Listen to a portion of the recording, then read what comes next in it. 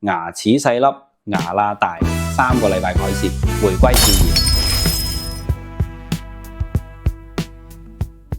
羅醫生，聽講你最近做咗一個好唔錯嘅牙貼面案例喎。啊，你咁勁嘅，咁快你又收到風。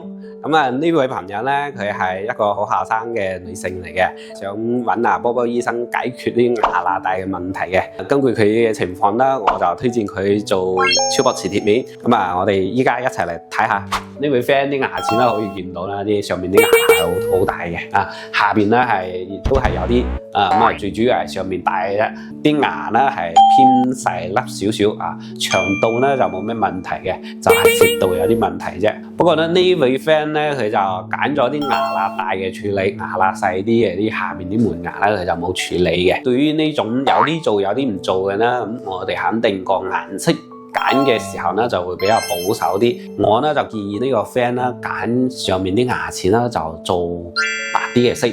因為佢上面咧係做6隻嘅，咁啊下面咧因為係做2隻啊，所以咧下面咧我建議佢做翻佢原來牙齒嗰個色。咁對於呢種牙罅大嘅咧，咁我哋處理起身咧，相對嚟講咧係比較簡單啲。對於要做加法嘅磁貼面咧，咁我哋磨牙錢咧幾乎咧係好少嘅啦。其實呢個案例咧，呢位 friend 咧，咁我哋總共咧係用咗3個禮拜嘅時間去幫佢完成嘅。因為咧我哋第一次過嚟係先了解下佢啲牙齒情況啊，同埋了解點樣去做啊，同埋咧去攞啲資料去設計嘅。第二次過嚟啦，咁我哋就係到牙冇做啊，咁啊第3次過嚟就黐磁貼面上去。